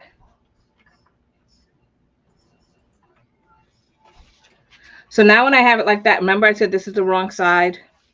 So it's both wrong sides. I'm then going to take this, I have my zipper, and I'm just going to open it and flip it totally right side out completely. So when you flip it right side out, you can see that you have the waterproof canvas here and you have the waterproof canvas here and then you have the exterior. But when you look in the inside, you can see that you have your seam here, right? And it looks like it's a totally finished inside. So that's how we get that done. What we're going to do before we do anything else is I'm going to ask you to smooth out the bottom gusset waterproof canvas, smooth it out, pull it tight, and clip it on the sides, just like this, on both sides.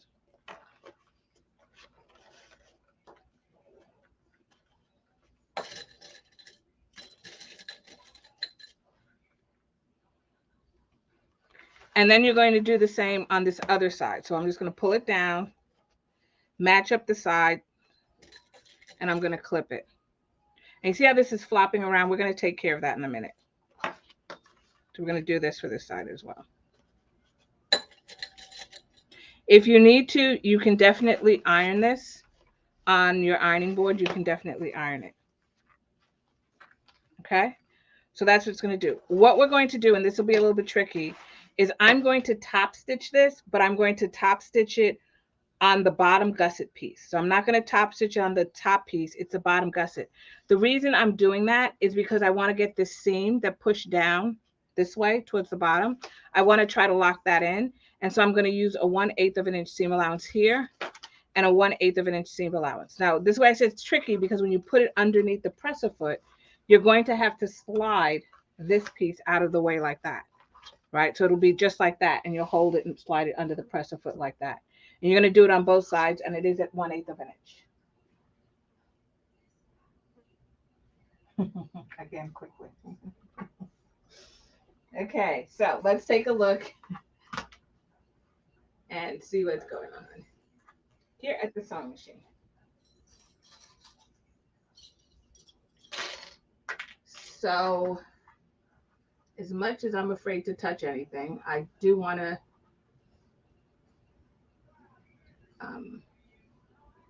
sew this in here. So if you clip it, it'll help to hold it totally firm and taut. Inside presser foot, stitch length should be between a 4.5, a 4 and a 4.5.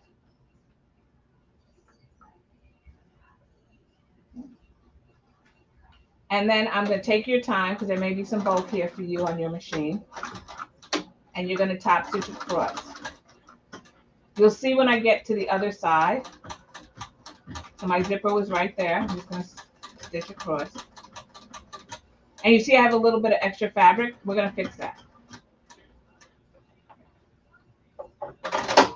And my thread broke.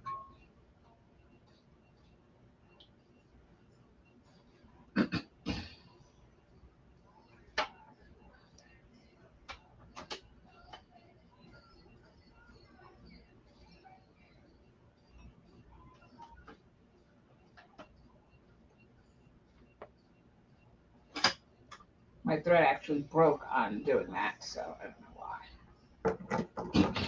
So let's do it again. 1/8 of an inch seam allowance.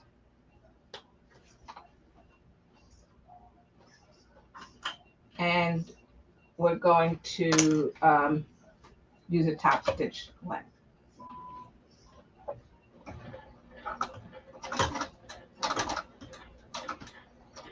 Hold your zipper, your tab with your ring on it. Hold it so it's straight, because the last thing you want to do is put it at an angle and then it's a little bit off. Okay. So that's one side. I'm going to cheat a little bit, and I'm going to tuck this side in there, under there, like I did before. And I'm going to do 1/8 of an inch on this side as well. And I'm back tacking. Hold this ring straight so it doesn't come out crooked. And back tack. Okay. So now we're done with that part of it. We have one final thing to do.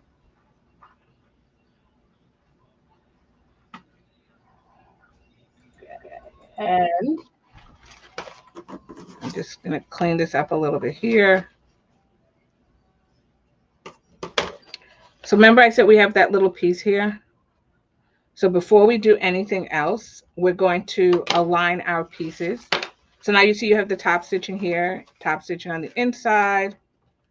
Over here, I got a little double top stitch,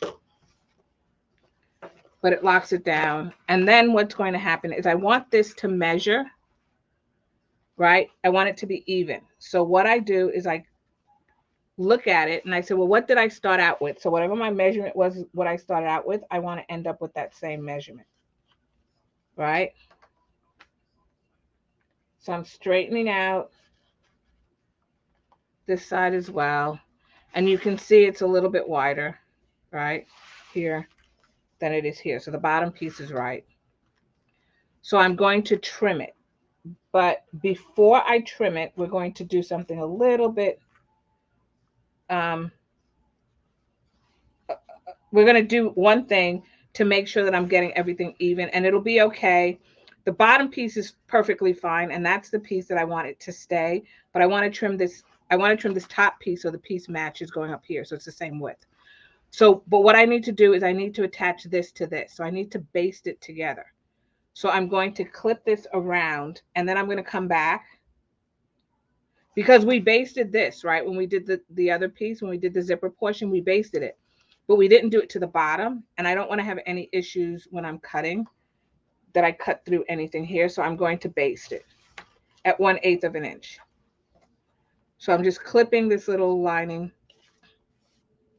to this.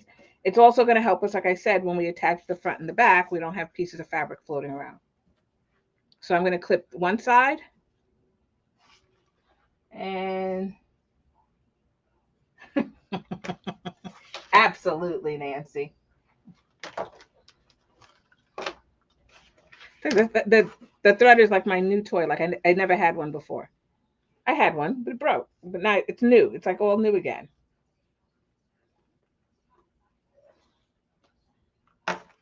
You know, I love the old one because it came with the machine, but I love the new one even more. And so we're just going to clip this in place all the way around. And then we're going to base this in using a 1/8 of an inch seam allowance.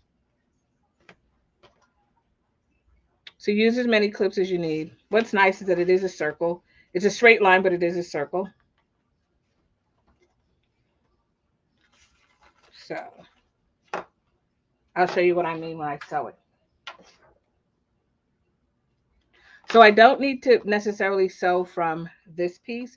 I just need to start here and sew 1/8 of an inch. And then I'm going to cut this piece on either side so that it's totally even with my base. So once I stitch this together, it's a lot easier to see where I need to cut, right? And you're just going to use your ruler and cut it that way. Okay. So let's just stitch from here all the way around to the other side where the ring is to here, and then do the same on this side, and then we'll even it up.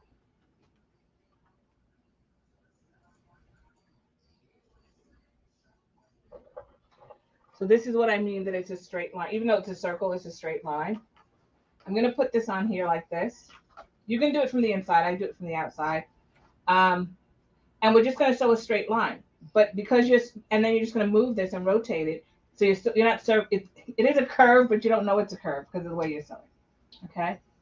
So I'm basting. I'm going to turn my stitch length up to 6 or whatever the longest is on your machine. I'm going to base stitch this in. I'm starting at that seam at 1/8 of an inch, right? Because we don't want to see it when we're done with our bag. And I will adjust, I'm going to adjust my foot pressure a little bit because I don't want to push it. Okay, and I'm just doing this.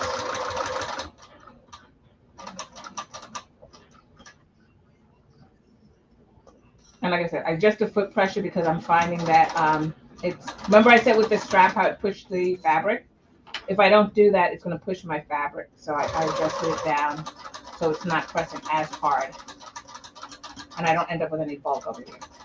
So when you're done, just back tack. That's one side basted in, right? We're going to flip it around and we're going to do the other side.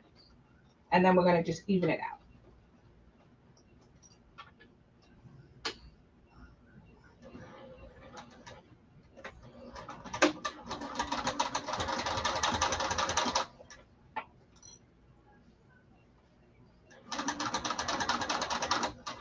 Just double checking that I'm getting it on the other side. That's it.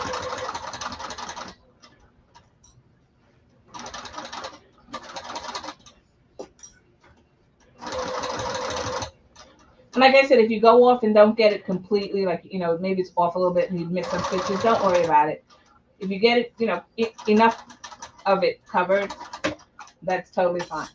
So now I've done both, and now we're going to trim, and then we will be done.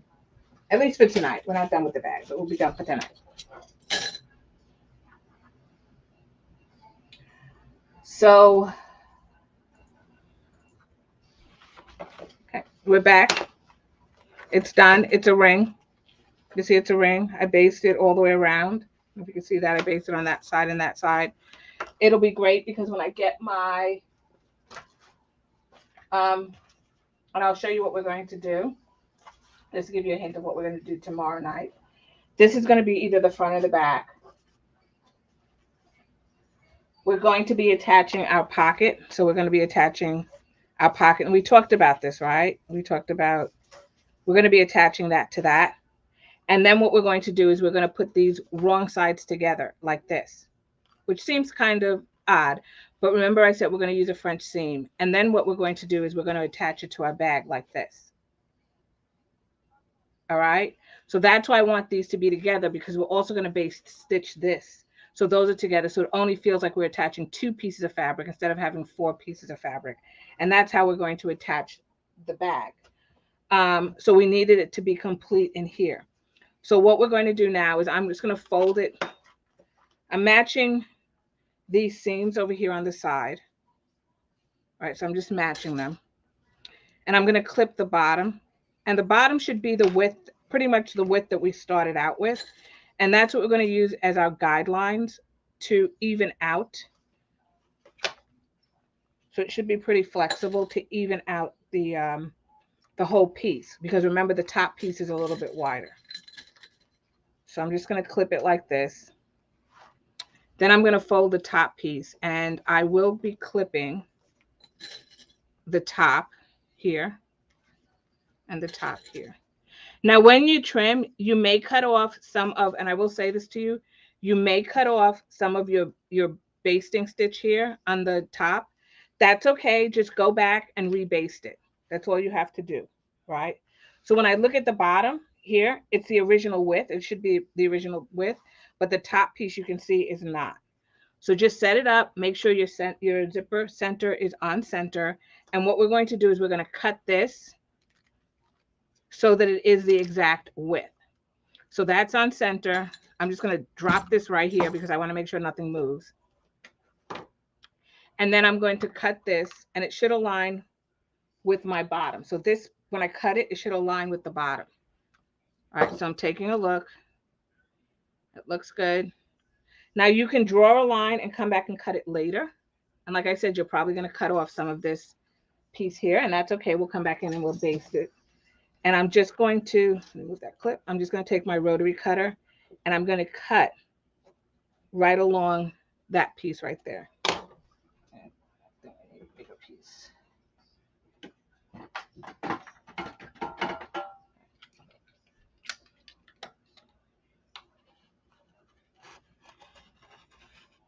because you want it to be the same exact width is what we're trying to get at, right? So I cut off a good portion. I did actually cut out my seam allowance. But if you look at it now, this should be exactly the same width as that, as the bottom. So that's exactly what I'm trying to accomplish. Um, so you may want to you could have done it before. So you could have done it, when you first did it, just even it up. But I like to do this at the end because then I know it's exactly the same.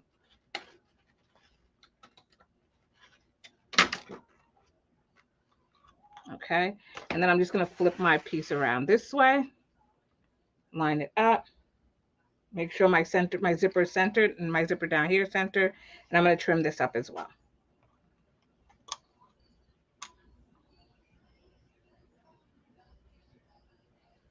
You could have also done this when it was flat. So when it was totally flat, you could have trimmed it and then done it. But the key is just get it trimmed so it's even.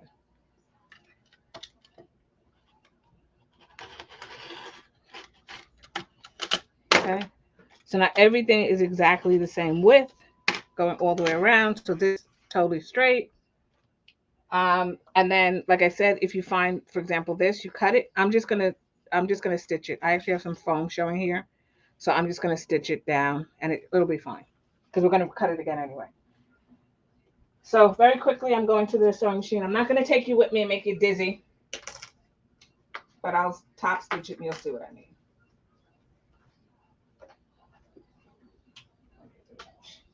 And I think my foam is showing because I did my zipper placket incorrectly when I sewed down my foam, when I fused my foam in my interface. But yours should be right. And I'm just sewing all the way around and I'll show you.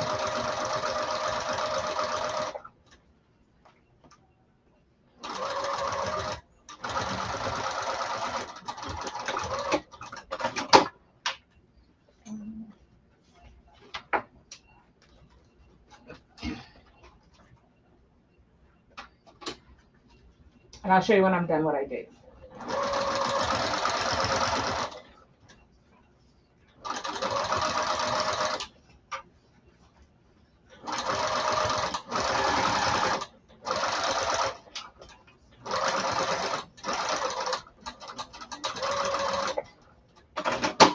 And you're going to baste it, sew it in at 1/8 of an inch. And I'll show you exactly what I did. I didn't cut this straight, but okay.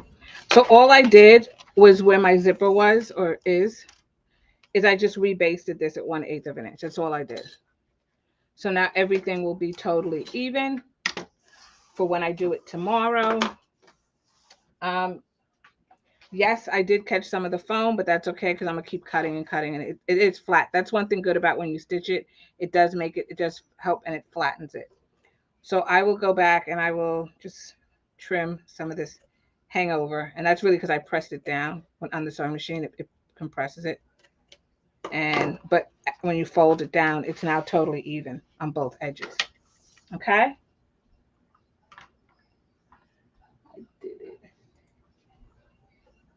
I did it before, and I think it was easier because the hardware was not in the way. Yeah. Yeah, it definitely makes a difference. I really try as much as possible to save any hardware that I can for the very, very end. I try not to attach it for a number of reasons, right? You don't want it to get scratched or whatever the case may be, but I really try to leave it so that the hardware is at the end.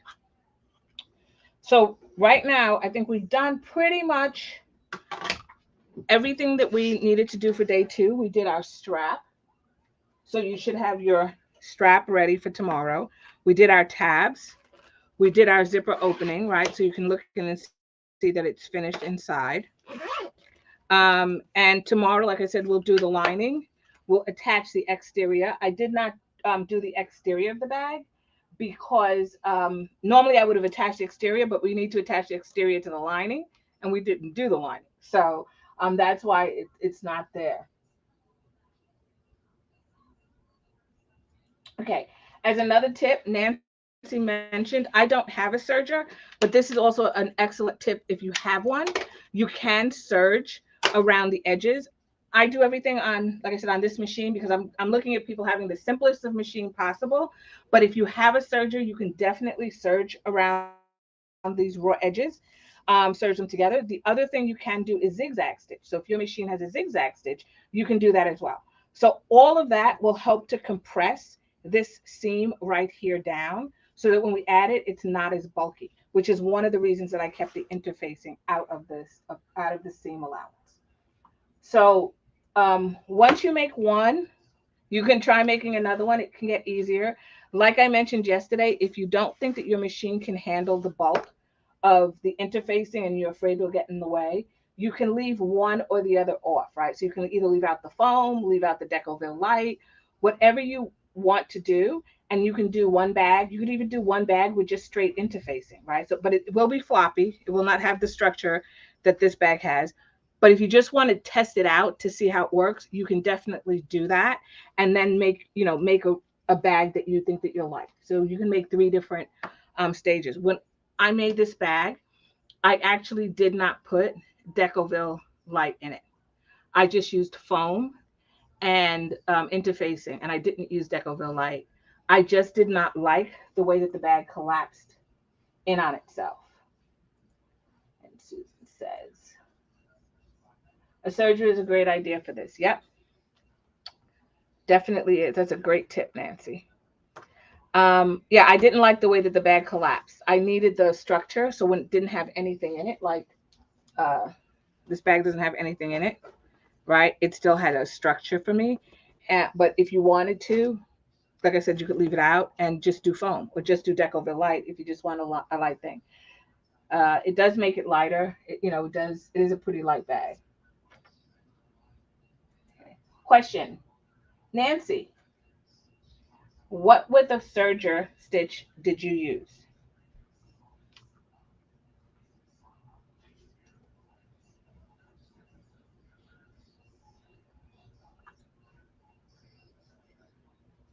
So Nancy hopefully will pop in with an answer so we can all see what stitch. I don't own a serger. I actually was talking to Big Net. I was talking to Big Net about a serger, and she gave me some ideas. Nancy said she used the M setting, about 1/4 of an inch. So what brand of serger do you have? If you have sergers, what brands do you have? I would like to know. Asking for a friend. It'd be interesting to know what brand everybody has.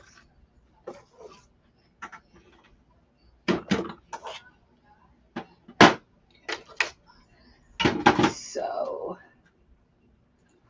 Nancy she has a baby lock. Okay. Because I don't know if sergers are like sewing machines. If you say like an M, does that apply to all sergers? Is it like a serger standard kind of thing? So I don't know much about this. I was asking.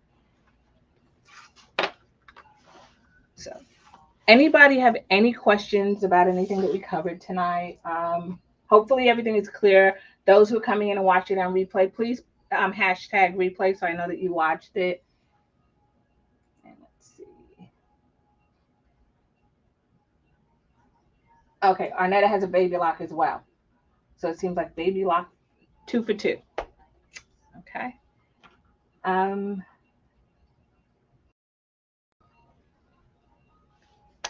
So hopefully this was a good night. Hopefully those people if you weren't able to sew along, at least you can come back in later on and you can look at the video. I hope after seeing it, it doesn't seem too complicated.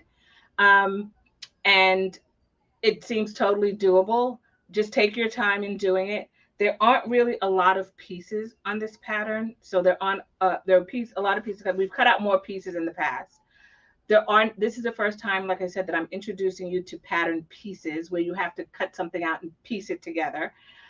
Every design is different, right? So just so that you are aware of that, it's just when you tape it together, make sure that you measure that 1-inch box. So Nancy came back and said, Catherine, the 1-inch box isn't working.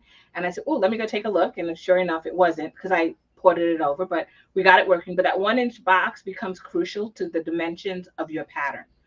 And then you just tape things together. for yourself. In the pattern pieces, I did leave that extended piece over to the side, and I'll show you that if I can find one. But the reason that I left that extended piece is because, I'll show you on this one. So it was this little piece over here.